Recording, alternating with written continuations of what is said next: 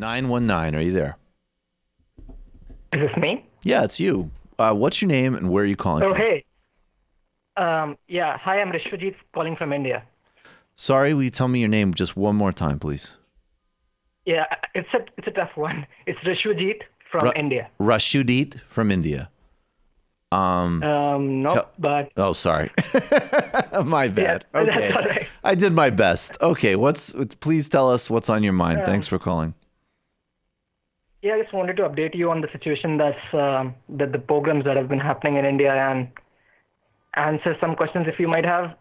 Okay. So, just like a couple hours ago, the Delhi High Court judge who was presiding over this case Which was case, please tell transferred out of everybody. Delhi. We tell everybody which case, So, please? right, yes.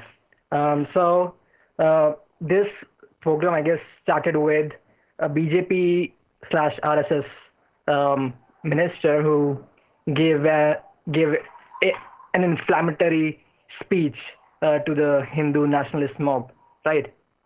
And he said that as soon as Trump left, he would clear out the sit-in protests that have been happening for over 70 days now, which were happening without any violence, and the rhetoric was clean. They were using constitutional terms, and he said he would clear out those protests by any means necessary.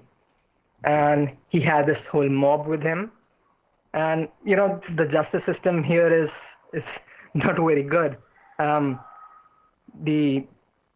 You can't really rely upon the judiciary to uphold the law, but this judge was like one of the most consistent judges, and he opened a case on the minister for hate speech and inciting violence.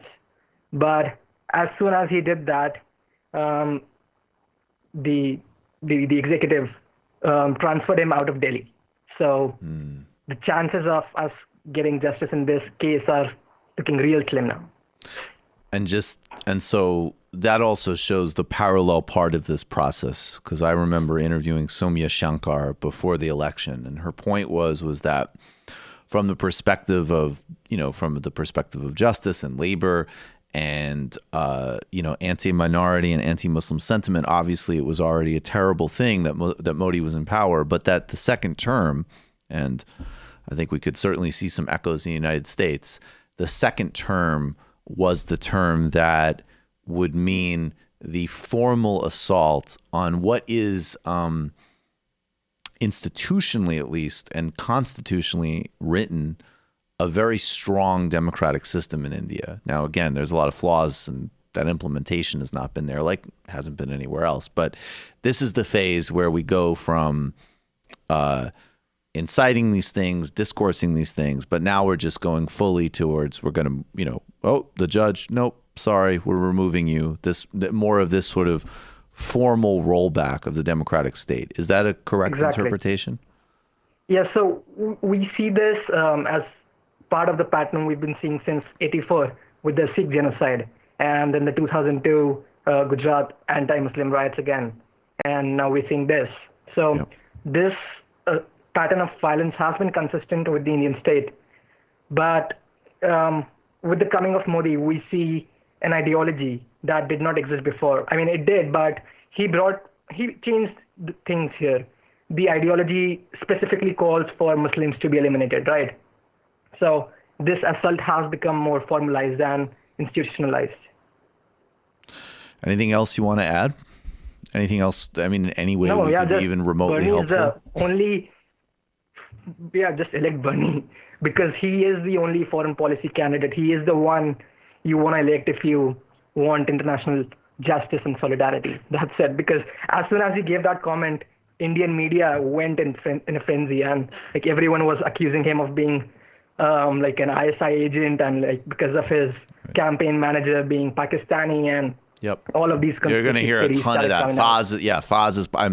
You are going to hear in the coming months the one node of propaganda. There's going to be a huge amount from Israeli and Indian stuff that Faz is Pakistani, Faz is Muslim. And I also would be very wary. I do think the depress the turnout thing, a lot of it will come indirectly, but I think from some similar sources of, he's a sellout and the DNC and all of that crap. So India and the BJP government are going to be another place, again, like Israel, because there's been their willingness from Bernie to call out, the Israeli apartheid state and now the pogrom ethnic cleanse state in India. And there's a huge amount of influence and money to put around, and then also Saudi and the Gulf. So it really is Bernie verse. But one last question for you: would you Yeah. What about traveling to India now? Would it be better if people from the States and elsewhere came to India and, particularly if they're in a position to maybe talk about it on platforms and try to connect with left voices and other humanitarian, efforts, and also obviously just to see the place. It's an incredible country. Or would it be better to not, put dollars in right now? No. So there's one thing Modi is scared about, and that's criticism from international press and people outside India, really. So that is one thing we need to amplify as much as we can, right? So I was on the line a couple of days ago to get on the show and talk about this, but there was really no coverage happening. There was the Washington Post article and Chris Hayes' show. He had a segment on that, but there was not really much happening. But as soon as Bernie put out the statement and he really amplified the thing, and people on leftist Twitter have at least been talking about that more now.